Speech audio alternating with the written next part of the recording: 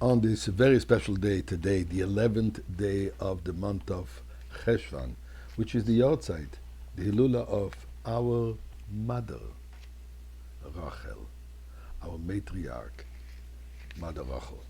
Let us first start by giving tzedakah, because tzedakah is what her life was all about, giving, and we'll discuss it in a moment. So first, let's give some tzedakah and actually pray that Mother Rachel intercedes by God for her children, as she did in the past. But let's go a little background here.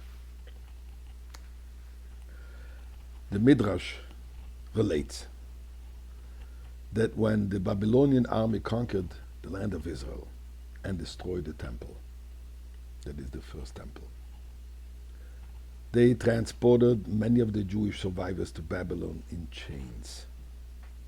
Reminds us of some images we have just seen. And they trudged along the road near Bethlehem. And there the Jewish people stopped at Rachel's grave and they prayed. Because as we know, the tomb of Rachel is on the side of the road in Bethlehem. Today it's built like a fortress, unfortunately, due to our loving, friendly neighbors. But for thousands of years, it was just on the roadside.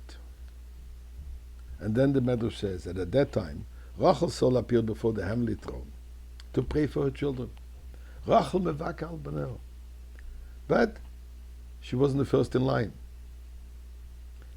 Our patriarchs, Avraham, Yitzchak, Moshe Rabbeinu, and Yaakov, her own husband, they all begged God for forgiveness for the Jewish people and allowed them to return immediately from exile, from captivity, which they were taking hostages to be schlepped to Babylon. And God responded, if you would only know how serious their sins are, you would not ask for forgiveness. But then Rachel came. As it says, Rachel mevak al bonel.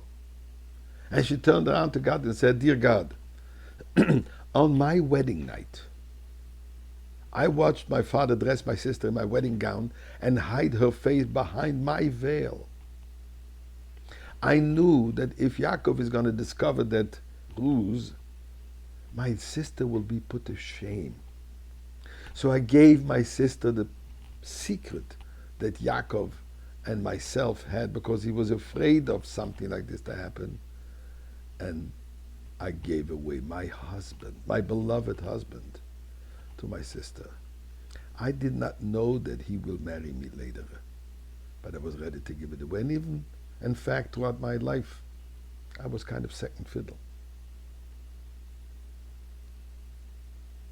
And then,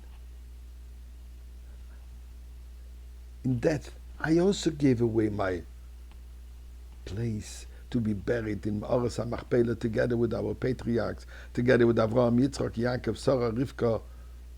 I should have been there, buried next to my husband. I gave it away. I allowed to be buried on the side of the road in Bethlehem. So if I'm willing to give away my life and my death for my children, please God, you do the same. Forgive them. And God responded, and indeed, your tears are not in vain. Your tears will be responded. And 70 years later, the Jewish people returned to the land of Israel. So this is what is a real mother. And it's very interesting. We know that Hebrew has, the letters in Hebrew also has numerical value. Rachel is a total of 238. When you take the numerical value of Eretz Israel, which means the land of Israel, you come to the amount of 832. Rachel is the inverse of Eretz Israel. She put her life on the line for Eretz Israel. And there's no question about it, that just like then, Rachel was beseeching God, and her prayers were answered.